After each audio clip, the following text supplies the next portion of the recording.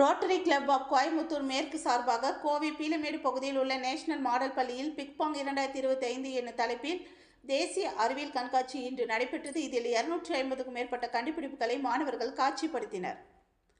பள்ளி மாணவர்களின் தனித்திறன் மற்றும் குழுத்திறனை வெளிக்கொண்டு வரும் வகையில் கோவை பீலமேடு பகுதியில் உள்ள நேஷனல் மாடல் பள்ளியில் இன்று தேசிய அளவிலான அறிவியல் கண்காட்சி பிக்பாங் 2025 என்னும் தலைப்பில் நடைபெற்றது.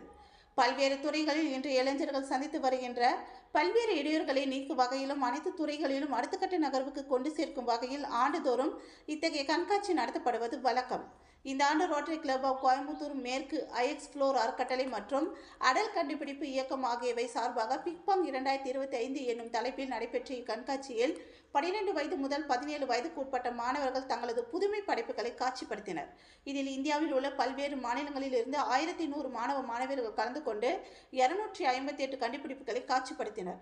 இக்கண்காட்சியில் சிறப்பு விருந்தினராக புதுடெல்லியில் உள்ள இந்திய விமானப்படை ஏர் கமாண்டர் அஜய் குன்னத் கலந்து கொண்டு அனைத்து கண்டுபிடிப்புகளையும் பார்வையிட்டு அதில் சிறந்த 128 கண்டுபிடிப்புகளை தேர்வு செய்தார்.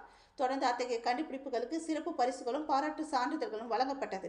இந்த நிகழ்ச்சியில் கோயம்புத்தூர் மேற்கு ரோட்டரி சங்கத்தின் தலைவர் ரோட்டரியன் ராஜேந்திரன் மற்றும் ரோட்டரியன் நவநீத கிருஷ்ணன், எல்ஜி நிறுவன தொழில்நுட்ப இயக்குனர் டாக்டர் வேணுமாதவ், ஐஎக்ஸ்ப்ளோர் அறக்கட்டளை இயக்குனர் டாக்டர் ராமலதா மாரிமுத்து, ப்ரொஃபைல் இண்டஸ்ட்ரியஸ் நிறுவனர் இயக்குனர் வித்யா செந்தில்குமார் மற்றும் கோவை தனியார் நிறுவனத்தின் நிறுவனர் விவேகானந்தன் உள்ளிட்டோர் பலர் கலந்து கொண்டனர். கண்காட்சியின் நடுவர்களாக ரூட்ஸ் நிறுவன முன்னாள் துணைத் தலைவர் நாராயணசாமி, டாக்டர் ஆதர்ஸ் விக்ரம், பேராசிரியர் சசிகலா, தனியார் நிறுவன இயக்குனர் ரேகா, நவநீத கிருஷ்ணன் உள்ளிட்ட பலர் கலந்து கொண்டனர் என்பது குறிப்பிடத்தக்கது.